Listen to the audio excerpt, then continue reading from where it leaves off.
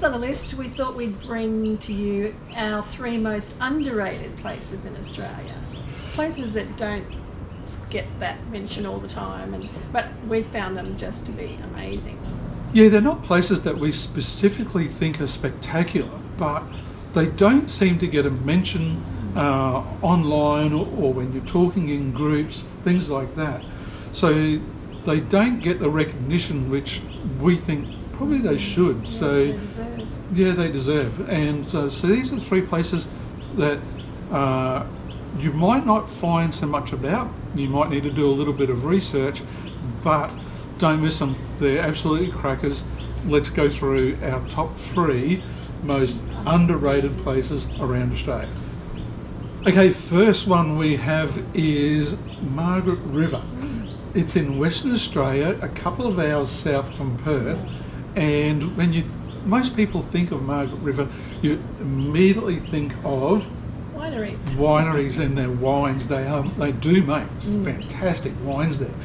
But the Margaret River is so much more than that, isn't it? Yeah, we found out on a tour that we went on. It wasn't just wineries and places to have a drink. It was the beaches. We have to give him a plug, don't we? Yeah. We decided we'd seen enough wineries by this stage, and we thought we'd do something a little bit different and go on a champagne tour. So we rang Mark McCabe, and he was just putting his surfboard in the back of his van when we called, and he said, "I'll take you out." Yeah. He said, "I've got no one else, so you guys can create your own tour for the day." And he pulled the surfboards out, came around, picked us up, and took us on a fantastic day out. He took us off to some champagne places, and we really enjoyed those. But then he said, "How about I take you to a couple more spots?" And he took us to the chocolates. He took us to cheese. And then he said, "How about I take you for a drive and see some places that you wouldn't see otherwise?" And he took us to some of the most amazing beaches and told us incredible stories that you wouldn't find out any other way. And then he finished it up by a cidery. He took us to the beer and cidery place, and then took us for this fantastic lunch, didn't he? So it was a great day out. So you've got the beaches, and then also the caves. I think there's 3 caves. Yeah, we did one of the cave tours, dual caves, but there's another cave where there's a lake inside, and it's just amazing, just incredible to see. We really enjoyed Jewel Cave. That was fascinating, and then also you've got the roads which take you through some of the most incredible tree-lined roads. They were just phenomenal. It was just stunning. Yeah. Margaret River, highly underrated for mine, and it's one place that everybody needs to see. Okay, number 2 on our most underrated list is the Limestone Coast. Limestone Coast of South Australia, which is, again, it's not featured very often in conversations or online discussion or anything like that, but wow, it's really incredible. I love that coastline. You come down from Mount Gambier, down below there, you come to Port MacDonald, and it was a lot of fun. It was really interesting that we had there's some good free camps there. Yeah. Brown Bay was absolutely beautiful, right on the beach there. And then there was the feast. Yeah, the old cars. Yeah, there was the museum of old Valiants and cars and that whole heap of other stuff in there as well. Really quirky stuff. They did. It was really quirky. Loved it. But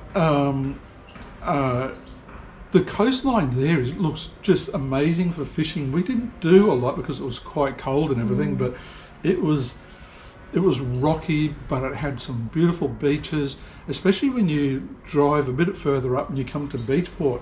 Some of the beach there was just beautiful. White sandy beaches, turquoise waters. You've got Beachport one side of the bay and Southend on the other side. And then of course you go from Beachport a bit further up the road and you come to Robe, and just beautiful little town. And again, great fishing, beautiful jetty there. We captured some incredible sunrises from there, didn't we? Captured some great photos of that.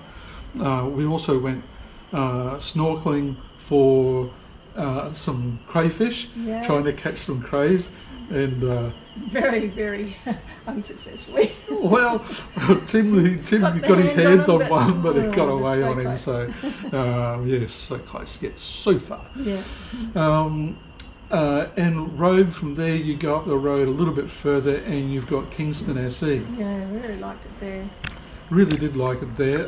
You've got the big Lobster. crayfish, the lobster, and then you've got it was a free camp at the time, but it's now $15, and you stay for 3 nights, up to 3 nights. $15 whether you stay for 1 night, 2 nights, or 3 nights. So it's which as is little great as $5 a night. Right opposite the beach, right opposite the jetty. Yeah, just walk into town, go and get some fish and chips. Yeah, or walk whatever. through the park and you're at the pub. Yeah. A great spot, Kingston SE. Absolutely loved it there. And anybody that goes there, they too, you hear them talk about it, and they all love it at Kingston SE. Great spot. Does get very cold down there if you're not there at the right time of year, but absolutely spectacular region. That whole section of the Limestone Coast through there, and it continues on. You go past Kingston SE, and you keep working away. You've got to take the ferry over the Murray River, and that's where you come to Victor Harbour, and of course from Victor nice Harbour too. you go on to Rapid Bay, which We you know, loved. all just absolutely spectacular. That area at the bottom of South Australia, it just blows me away. Yeah. Beautiful region, so much to see and do, and we loved it. Yeah, and I don't think it's discussed often enough, and yeah, I suggest putting that one right up high on your list of your trip around Oz. Okay, last one of our underrated places around Australia is back here at home here in Brisbane. In our own backyard. In our own backyard. So we've been going to this place since we first married, quite some time ago. So we've been going there for 30 odd years, and it never ceases to absolutely blow us away. And you can call it Little Fraser Island if you like, but it's known as, and its name is Mornington Island, and it's just a 90-minute barge trip off from the Brisbane River here in Brisbane, Port of Brisbane, and Mornington Island is just fantastic. It's so much fun, but it's never on anyone's lap around Oz. I think one of the reasons there is people think it's easier to go to Fraser Island because the barge trip's a lot smaller, and it is cheaper.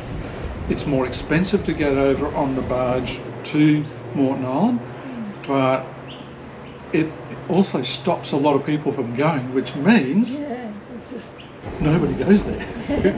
nice and quiet. It is. It's so quiet. We can have days from Monday to Friday where you'll drive around the whole island, and that's one of the beauties of Mornington Island, is you can drive around the whole island, but you can drive around the whole island and see half a dozen people in the day. And the fishing is insane.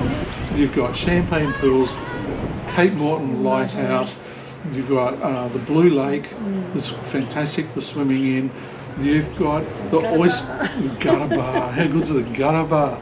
And the oysters. So they've got their own oyster farm over there, which supplies a lot of the big restaurants in Sydney and all around Australia.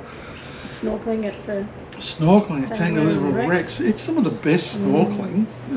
just the artificial reef that's been formed from the wrecks. It's amazing. I think I thought it was up there with possibly the second best snorkeling I did around Australia, second to Quabba in Western Australia. It was fantastic that it's really alive. So much fish. The coral has now grown there. So what they did was they got all these shipwrecks and they placed them just off Tangaluma to give protection for all the yachties and everybody. And of course on these shipwrecks over all the decades, this coral has formed and it's become this artificial reef and a location for all the fish and sharks and turtles and dugong. They all just come in here to relax and enjoy and feed and do whatever they want to do, and it's just amazing. Love Mornington Island. It is quite amazing, and if you go back through some of our videos, you'll see plenty of content on Mornington Island. You can look all that up and just see how incredible Mornington Island really is. So that's it. That wraps up our 3 most underrated places around Australia. Thank you for watching. Let us know in the comments below where you think are the most underrated places around Australia. Join us next episode for our look at what we think are the 3 most overrated places in Oz. See you then.